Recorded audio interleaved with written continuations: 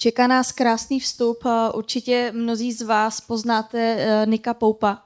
Já věřím, že pro vás, jakožto i pro nás, protože tento rozhovor je exkluzivně pro konferenci Suena Universe, bude obohacující. A já jsem se rozhodla použít pro vstup a přivítání Nicka slovy Sueného, pokud dovolíš. Nick je britský novinář a mediální komentátor. Teď nevím, jestli používám i tvůj výraz tónu hlasu, asi ne, veď? Britský novinář a mediální komentátor na volné noze. No, bývalý úředník, státní. Zatímco byl zaměstnancem ministerstva obrany britské vlády, Pout byl mimo jiné odpovědný za vyšetřování incidentů s UFO. Podotýkám, když řekl UFO, myslel to vážně. Aby zajistil, zda mají nějaký význam na národní bezpečnost. Je to jeden z mála lidí, kteří o sobě mohou skutečně tvrdit, že pracovali na skutečných Akta X. A já vám přeju, aby ty skutečné Akta X přes Nicka byly pro vás inspirací.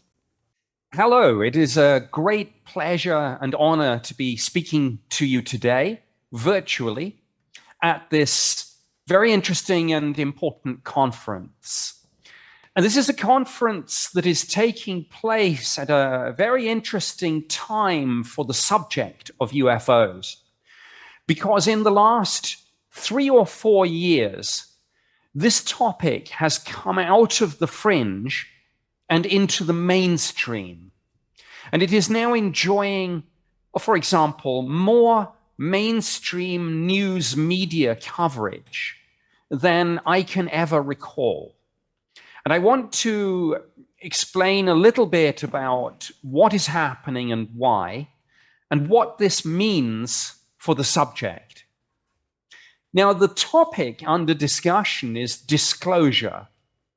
And the UFO community, when they are discussing disclosure, have different ideas about what this involves. But I want to give you my interpretation. But I think for the UFO community, or for many people in the UFO community, disclosure is seen as a single point in time, one event. And usually people characterize disclosure as being, for example, the President of the United States going live on television all around the world and saying, my fellow Americans, people of the world, we are not alone. And then continuing to reveal the existence of an extraterrestrial presence. This is, as I say, many people's idea of what disclosure will look like. But it is not my idea. I take a different perspective, and I view disclosure not as a single event, but as a process. And I believe that this process is underway as we speak. And some of the very important things that have happened in the last 3 or 4 years are part of this process. And I want to start really with what I regard as the beginning of this transition from fringe to mainstream, with the big story that appeared in the New York Times in December 2017. And this story revealed the existence of a secret UFO program called ATIP, Advanced Aerospace Threat Identification Program. This was a very clever name because it made it sound as if it was about secret prototype aircraft and drones. Exactly the sort of thing that you would expect the United States intelligence community to be studying carefully. Russia, China, hypersonic drones, artificial intelligence controlling this technology. But secretly, behind closed doors, this was a program looking at UFOs.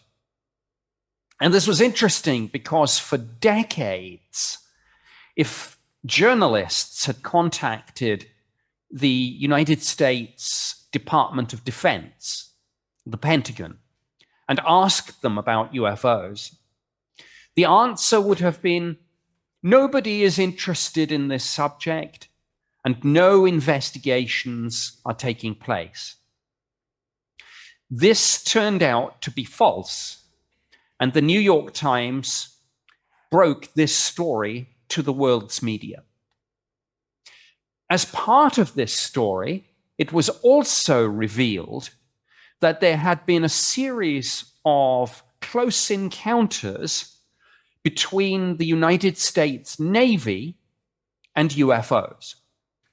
And in particular, pilots had seen these objects which had simultaneously been tracked on military radar. And again, this was very important because for years we have had these stories, but most times the government, the military, and the intelligence community have denied that these stories are true. But here, for the first time, the United States was saying, yes, this is true. They confirmed these stories, and indeed some of the pilots involved in these incidents, like David Fravor and Alex Dietrich, have spoken about them on the record. And some of the radar operators, like Kevin Day, have also discussed these incidents. But as I say, the most important thing of all is that these are not just stories on the internet. Now you can go to the website of the Department of Defense and the stories are confirmed. So, for example, the 3 best-known videos that we have of US Navy jets chasing UFOs, the Pentagon has posted these videos themselves.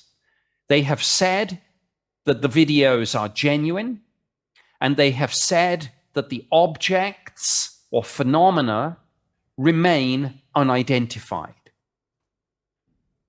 So, of course, this led to some fundamental changes in the way that this subject was handled. One of these changes is that the United States Navy issued guidance to its pilots, telling them what to do if they encountered UFOs. And another of these changes was that in the United States Congress, various senators and other congressional representatives began to ask questions. Previously, politicians were very reluctant to get involved in this subject because of the fear that they would be ridiculed.